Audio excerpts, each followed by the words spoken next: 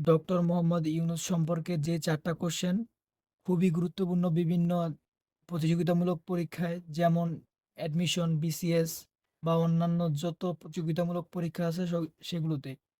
তো আমরা দেখে নেই এই ১ আর ২ এই ২ টা নিয়ে একটু কনফিউশন দেখা যায় যে বর্তমান গ্রামীণ ব্যাংক প্রকল্পরূপে কবে কাজ শুরু করে?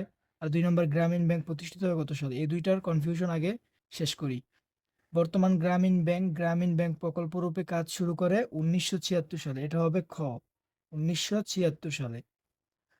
আর যদি প্রশ্নে থাকে যে গ্রামীণ ব্যাংক প্রতিষ্ঠিত হয় কত সালে? তাহলে সেটা হচ্ছে ১৯৮৩ সালে। সেটা হচ্ছে ১৯৮৩ সালে। তারপরে এই ২ টা গেল। ইজিলি নোটিস করবেন যে কোনগুলো এখানে ডিফারেন্স।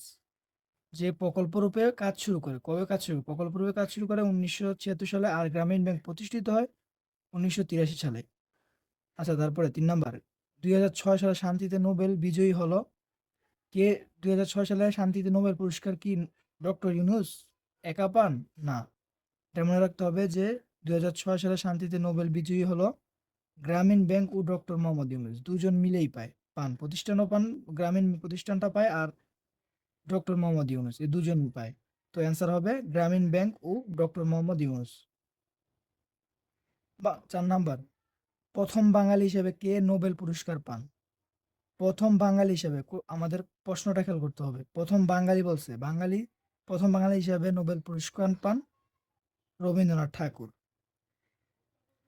আমি আরেকটু ক্লিয়ার করে দিই, প্রথম বাঙালি হিসেবে প্রথম নোবেল পুরস্কার পুরস্কার পান রবীন্দ্রনাথ ঠাকুর, দ্বিতীয় অমর্ত্য সেন, তৃতীয় হচ্ছে ডক্টর মোহাম্মদ ইউনূস। আর যদি বলে প্রথম বাংলাদেশী হিসাবে কে নোবেল পুরস্কার পান, তখন হবে ডক্টর মোহাম্মদ ইউনূস। যদি বাংলাদেশী বলে তাহলে ডক্টর মোহাম্মদ ইউনূস, আর যদি বাঙালি বলে তাহলে রবীন্দ্রনাথ ঠাকুর। তো এরকম আরো গুরুত্বপূর্ণ ভিডিও পেতে, ইম্পর্ট্যান্ট টপিকের এমন বিভিন্ন টপিকের ভিডিও পেতে আমাদের চ্যানেলটিকে সাবস্ক্রাইব করুন, লাইক দেন, কমেন্ট করেন এবং বন্ধুদের সাথে শেয়ার করেন।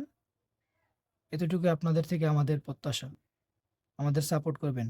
ইনশাল্লাহ আরো ভালো ভালো ভিডিও আপনাদেরকে দেওয়ার চেষ্টা করব ইনশাল্লাহ।